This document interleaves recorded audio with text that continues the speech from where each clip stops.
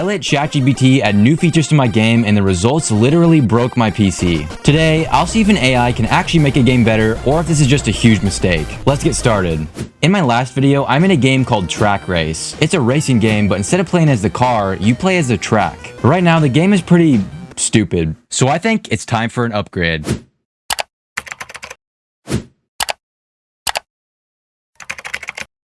Hey, you. I'm making a game where instead of controlling the cars, you control the track. You can place different tracks down. Anyways, what should I add next? Dynamic obstacles, environmental maps, and location changes. I really don't want to devote my life to this game adding all these things, so instead I picked the top 3: obstacles, power-ups, and new maps. But there is a 4th one I add later which literally broke the game. But we'll get to that. The first idea that ChatGPT recommended is obstacles. It recommended a giant spinning fan for one of them, so I got to work on that first. I made a new blueprint and added a cylinder and rectangle sticking out of the side. Then I added a rotating movement component so it will rotate.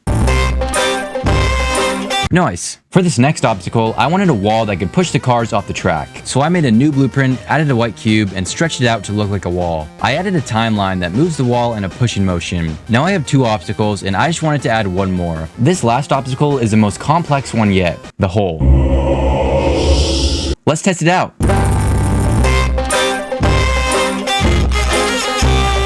You can see that the cars are having a hard time getting to the finish line, but that's fine because I'm about to add something that will give the cars some advantage. But before that, you probably noticed that these obstacles are looking a little too made with Unreal Engine's default shapes. So I went on Sketchfab and searched for a fan model. I flipped it upside down and tilted the wings to a steeper angle to be more effective at launching cars. I threw that into Unreal and reskinned it with a steel texture. Then I went back to Sketchfab and found this boxing glove model. I put this on the wall that punches cars off the track. And lastly, for the hole, I did nothing. With the obstacles done, I just need a way to spawn them. I wanted them to spawn just off the side of the track as you place it. I asked ChatGPT how to do this, and it gave me a whole tutorial essay. I followed what it says, but there's absolutely no way this is gonna work, right?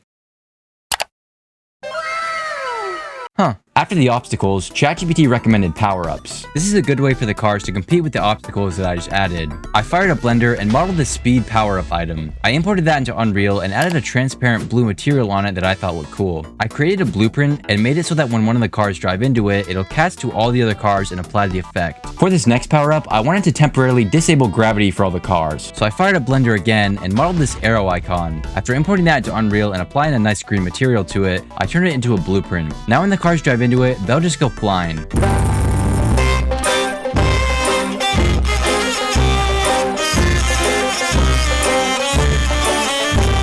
For this last power-up, I wanted to actually make the cars smart for once. So I fired up Blender again and modeled this light bulb icon, but after importing that to Unreal, I tried for so long to figure out how to actually get these cars smarter. And after a few hours, I couldn't figure it out. These cars are always going to be the dumbest thing I've ever created. More like artificial unintelligence, am I right?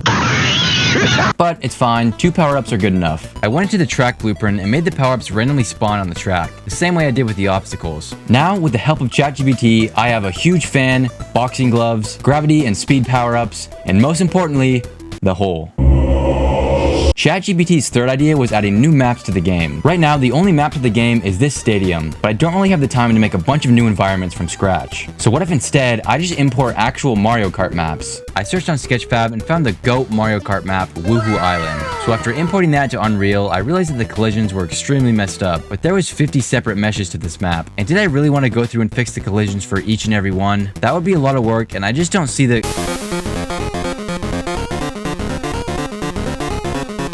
After some work, all the collisions are fixed, so I laid out a pre-made track around the island for the cars to follow. Even though this kind of defeats the purpose of a game where you can place the track yourself, I think it's fine. Now I can spawn in a bunch of cars and they'll just drive around the map. They just need to be careful of the hole though.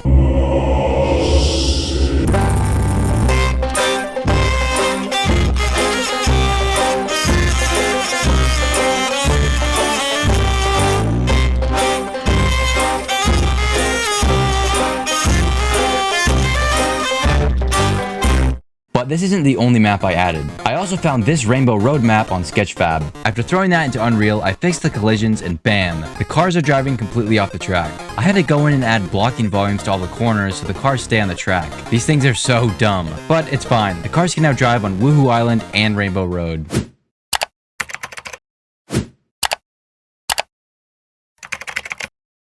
Hey!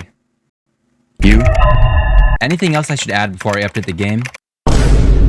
Are you sure? You can already spawn 100. I feel like that's enough. Alright, fine.